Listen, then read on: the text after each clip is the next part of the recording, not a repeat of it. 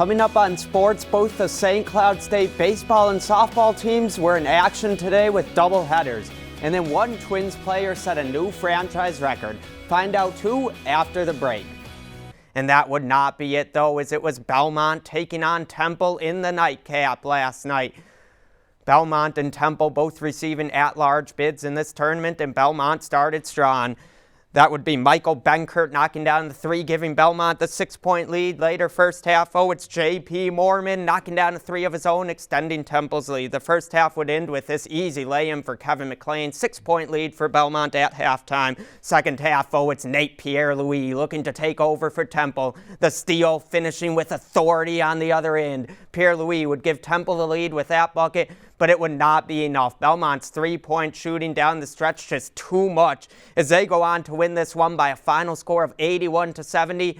Belmont will take on Maryland tomorrow in the round of 64. Game 1 began at 1 p.m., and it started well for the Huskies as this home run from Matt Meyer gave them a 2-run lead in the first inning. Minot State would cut the deficit in half, with this Andrew Black solo shot in the 7th, but that would not be enough as that was all the scoring in this one. The Huskies take game 1 by a final score of 2-1. Another member of that team making news this week as well, Gage Davis. Jack Bennick is here.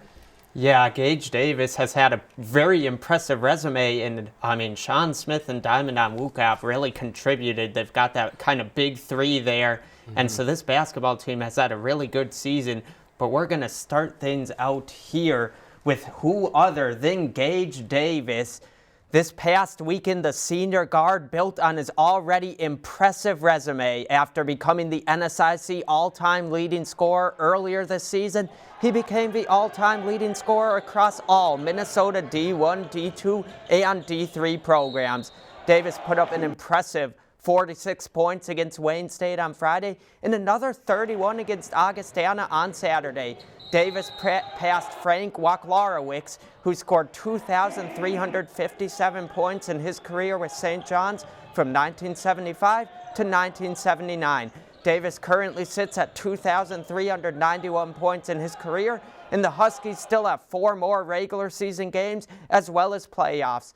Along with setting this record over the weekend, Davis received NSIC Player of the Week for the 4th time this season and the 11th time in his career.